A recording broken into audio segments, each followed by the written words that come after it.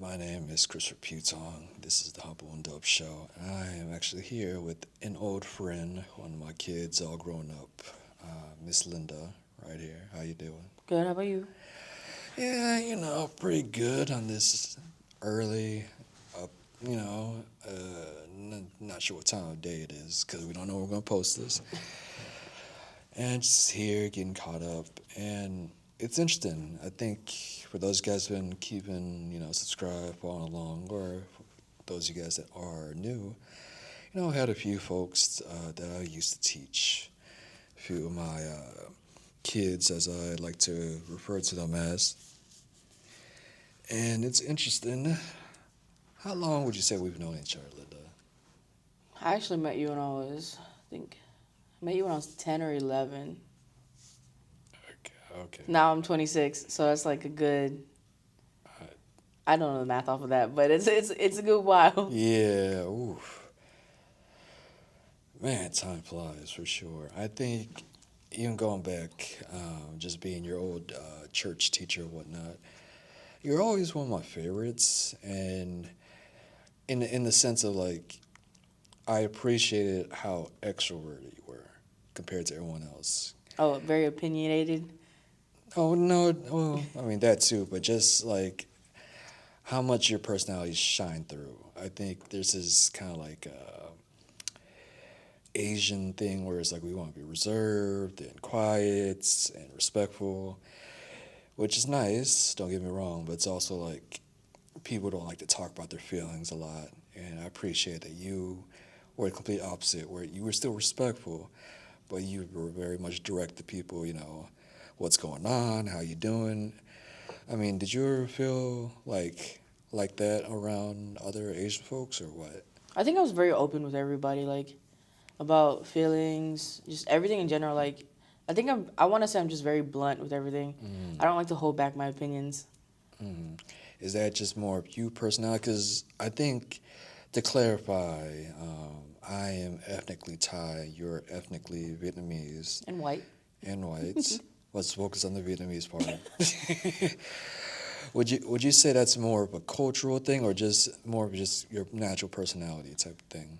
I think that's just my natural personality thing because I feel like Vietnamese people, I think they're just a lot. Like, they do keep a lot of things bottled up, but I also think they're just a lot, like, with, like, just being dramatic, toxicity, all of that. But I'm not saying that for all Vietnamese people, but at least, like, being in, like, the Vietnamese community, I see majority of it. Yeah. Like, everybody knows everybody. Like, everybody knows this business or that business.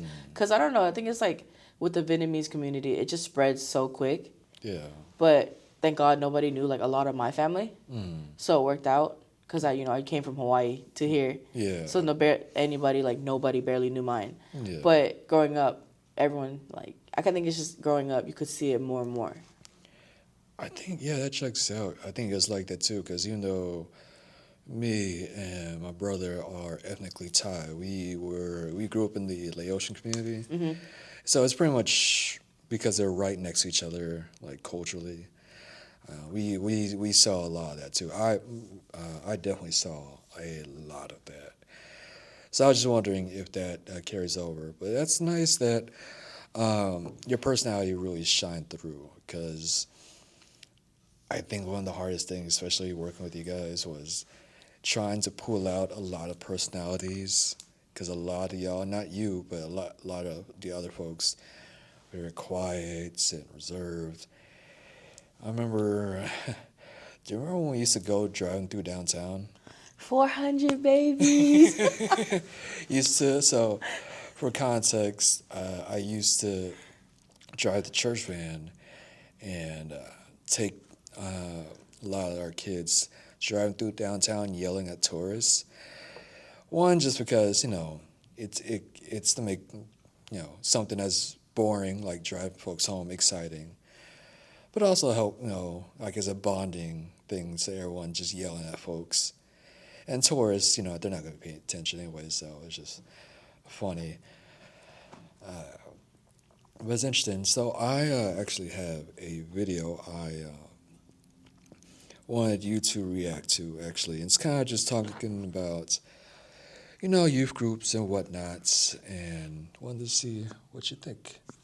To a young adults group not that long ago. What I saw there was disgusting. Everybody's in cliques. It's like high school. You have the popular kids over here. You have, the good-looking people over here. The musicians are over here. The praise band's over here. And then you have people scattered around, maybe a little awkward, maybe a little nerdy, new most of the time, and they don't know where to fit in, and nobody's even lending them a helping hand. Nobody's even saying, hey, come sit at our table. Nobody's saying, hey, you want to go get food after? Everybody's just talking to their own friends. And it makes church look like a social club, and it makes church look like very elementary compared to what church is supposed to be, which is supposed to be welcoming in the stranger, welcoming in the person who might not know Jesus, welcoming in the sinner, welcoming in the gay person, welcoming in the trans person who might look a little strange. Show them Jesus, show them the truth, invite them to your table, ask them questions, let them talk, explain what the Word of God says. That's how lives are changed, folks. But lives and souls aren't going to be saved if we keep hanging out in our same little cliques at church. Lives and souls aren't going to change if we care so much about what our cool friends think about us and we neglect the uncool kids. Let me give you a hint, folks. Nobody's cool. Nobody's cool. You think you're so cool? I think I'm so cool. Nobody's that cool, folks. Jesus is cool. And we are all the same in his eyes. And so we should pay a little bit of attention the next time we're in church, the next time we go to a young adults group, the next time we go to an old adults group, because things never change, folks. And we should pay attention to who's in our circle and who's outside of the circle. And we should break the circle and allow people in so that they too can feel loved, so that they can find Jesus and they don't get a bad taste in their mouth when it comes to church.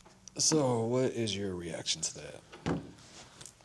I think with that, see, it's kind of complicated because at our church, it wasn't like that. Mm-hmm. It was more like, our church, we didn't have cliques. Everyone hung out with everyone. Mm-hmm. Even when we had, refugees came in. Yeah. I was actually, I'm not saying I was proud, but I was just really glad to see, even us as young, we were, always accepting of, the refugees, even when they came in. Yeah. I could name a few, but I don't want to because, privacy, yeah.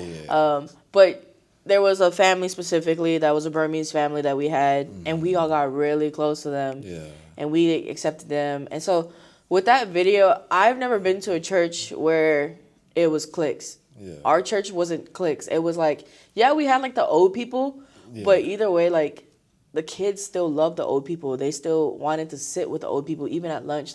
We even had Sunday lunches. After church service was done, we would have Sunday lunches. We just did stuff together as a core. Mm-hmm. And so from that video, I think it's more so, I don't know, I think it's more so based off of because we weren't just an American church. Yeah. We were a Asian American. Mm-hmm. I feel like with that church, that's more of just for American people where there was cliques and stuff. Because now that I go to a different church, Baptist church, it's kind of similar like that. Mm-hmm. But I don't stay for the lunch. I just go right after the service is done. Yeah. But whenever growing up with our core, everyone was just everywhere. We were scattered everywhere. Mm-hmm. I agree with you up to a certain extent. I think for most of it, I think the last few years before, what happened to me happened. Mm-hmm. But I think it was by that point, the numbers had grown so big that it would naturally form these little sections. So I don't think it was anything malicious. Because I think the assumption when it's cliques, or it's just it becomes malicious, but I think it's natural once we start growing and growing numbers-wise, that there would just naturally be cliques here and there or specific friendship pairings. So I agree with you with that. For most of the time that I was working with you guys, that I was with y'all, that we were, for the most part, just all together, one group. How big would you say your current church is? So every Sunday they always do a count. It's every Sunday it's always at least 130 people. Oof. Yeah, I was surprised. It doesn't even look like it. That's the crazy part. It's I'll go in there and I'll have a seat, and I'm and then they'll put the count at the end of the service. Yeah. And I'll be it doesn't even look like there's 100 people. It just looks like it's 50 people. So it throws me off. Maybe they're just counting themselves too, you know what I'm saying? Yeah, or maybe they're counting folks watching online, maybe. Maybe. That's funny though. They do have an online service too, which is pretty cool. But yeah, it's just weird. I was that's a lot of people, and I only see it looks like literally only 50 people in there. Yeah, because I think when people hear churches, like, think of churches, and they're not like, they didn't grow up in church or grow up, Christian or whatnot. People assume that we're all just like mega churches, like the huge, like Joel Osteen and these big, like fancy stadium type, arena type churches. And the truth is, most churches are less than 50, less than 30 or something like that. So that's interesting that you say that. I know for me, like especially on Sundays, there's one example that comes to mind. I think there was a certain point where I think I was just so, like, personally outside church, I was just so exhausted from work and a bad breakup that I was still trying to get over. I think, and you know what I'm talking about when I say breakup. That by the time like Sundays came around, I was just like checked out. Like, I was still there, but I was checked out. I don't know if you noticed or not. I remember we got this one girl, and you'll know exactly who I'm talking about once I start describing her. Her folks, she was adopted, and her folks were whites, and I'm presuming that her folks brought her in because we're Asian. We're the only Asian church, and one of my biggest regrets is not making an effort to make her feel welcome or to get to know her. Because she's actually, from what I've heard, she's actually a really nice person. Would have been a perfect fit for our group. I actually don't remember who that is. Yeah, don't worry about it then. But I do regret not making more of an effort. Like, I know for me, I can be extroverted, but my social battery dies.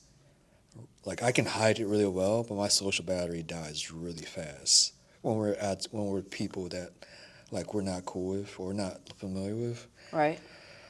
But yeah, that is probably a big regret. And even when we got like the Burmese kids and whatnot, learned their names were so hard to. Oh my God! But I names. loved them. They were pretty. Oh, they were great. They were great. Yeah, like Yeah. they were great. And then we got some Hispanic kids. They were great too. Yeah. I just love the fact that, like, no matter what race they were, we tried to make it work to talk to them. Yeah. And it was pretty great. Like, even though, like, we didn't, like, they weren't good with their English and we weren't good with their language specifically, Yeah. we still try to go out our way to try and, like, talk to them or, like, Yeah. try to figure out some type of way just to talk to them. So that's what I really loved. Yeah. And that's something I always appreciate. Our church was always like kind of like that misfit island, like misfit toys, island misfit toys. I don't know if you heard that phrase before, but it's like, just the most random people just coming together. It's like it shouldn't work, but it did. But I bring them up only because, like, we had our core group that, for the longest time it was just that core group. Then we got a bunch of these Burmese kids and then Hispanic kids, and we were all like friendly, but I didn't feel that same connection with them that I felt with you guys. It was not being able to pronounce or even remember a lot of their names was already made it challenging. But just not having that same time to connect with them, because you think about it, that core group, we were together for so long. All like the church dances, going to like camp and church conferences and stuff, like just had that time to build that relationship. And then we got this influx of kids, and I was like, I can't connect with them. Right. I don't know if you felt the same way, or what did you think? The Burmese kids we had, I actually loved them because they knew English, so it was great.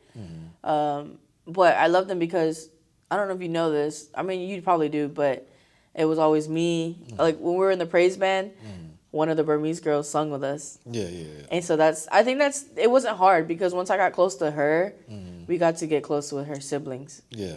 And then we realized, oh snap, her siblings are actually great people too. And then her siblings started, I think it's just more like, if you talk to one of them, you'll be able to talk to all of them. Yeah. And so with me being on praise band with her, I got to be able to just talk to her, be great friends with her.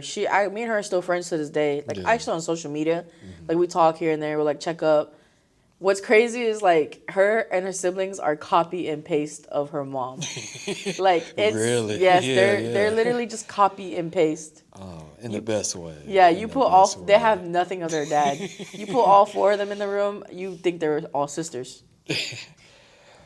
Oh man, I can't believe. I think two of them are married now. I think. Yeah, two of them are married. One is with and then the oldest one has a kid. That's crazy. And then the youngest one, I think she's still in high school, I believe. Yeah, that still trips me out. That from the core group that some of y'all are married and some of y'all have kids. That's still.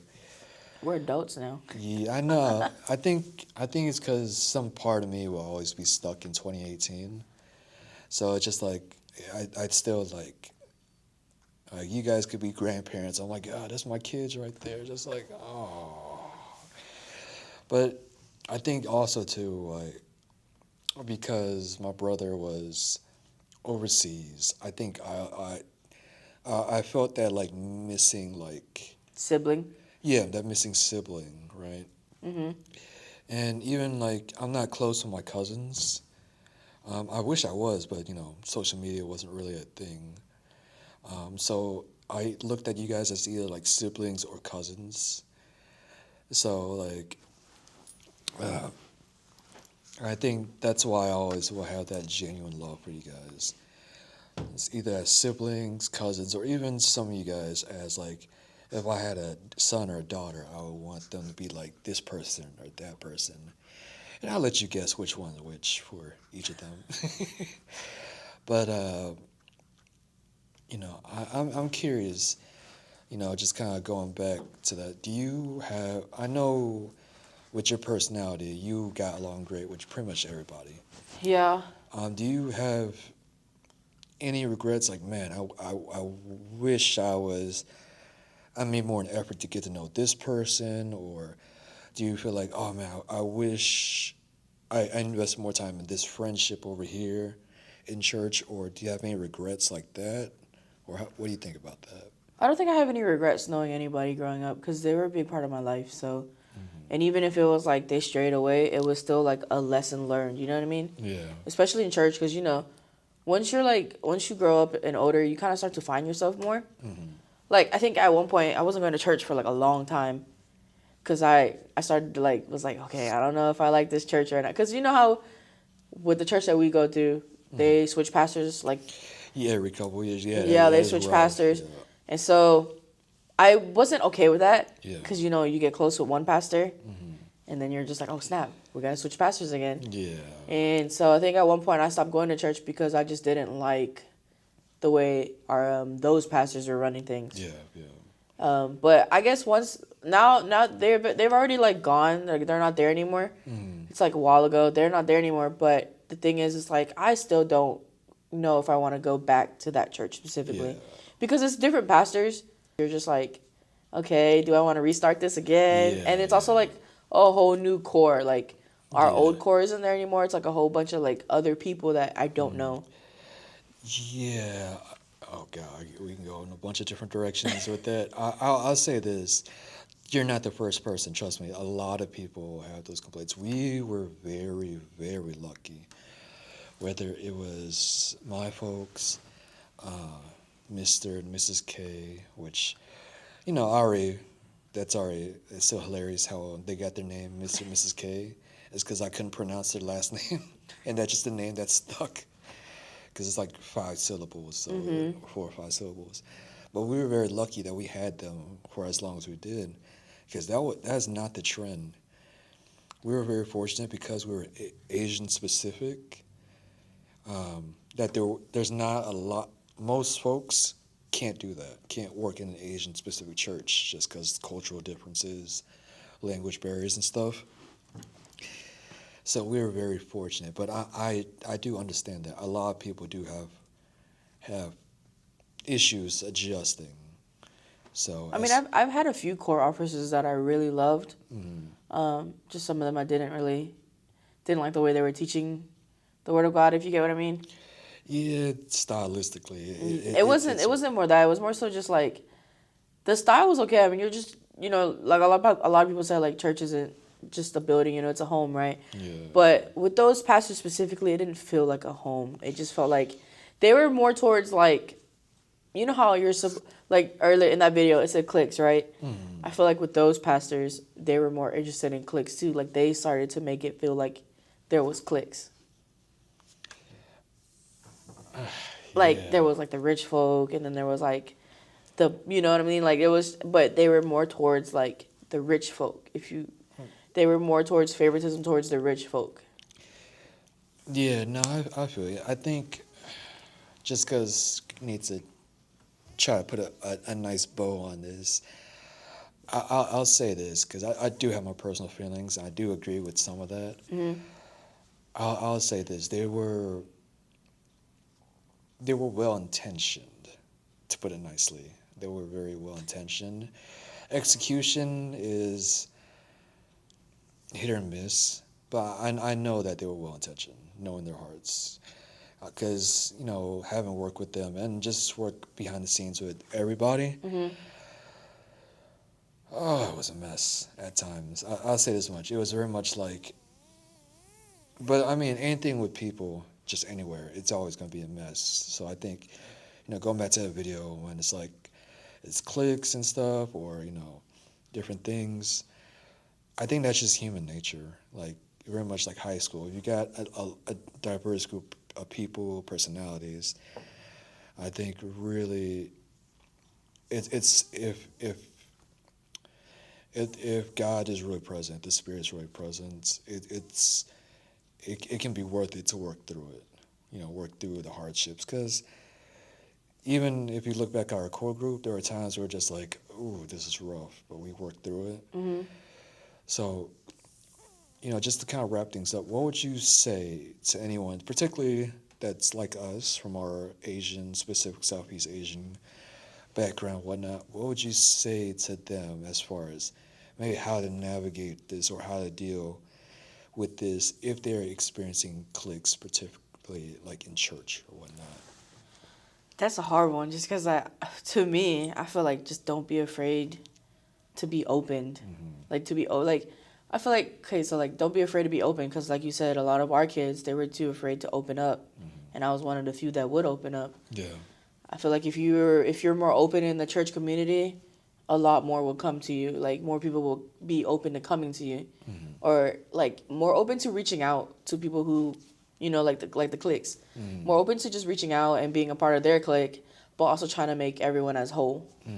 I think that's one of them for now, like that I can think of off the top of my head. No, that's good advice. At the very least, always extend an olive branch, as they say. And if they don't accept it, hey, no love lost. But definitely something to think about, and hopefully for you guys watching, if you're dealing with that, if that's the situation you're in. It's not fun. I'll say that much. It's not always fun, but it's something where if you make the effort, you never know. You might get a friend out of it. You might find that they might have felt the same way about you, where you're like, oh, why doesn't this person open up? Why don't they, reach out? Why are they closed off or cliquish? You'd be surprised how much more you have in common with folks when you just make the effort, right? But do you have anything else you want to add on top of that, or? Not at the moment. Well, let us know what you think. Leave a comment below, subscribe, like, all that stuff. Hi, Mom. Oh, thanks.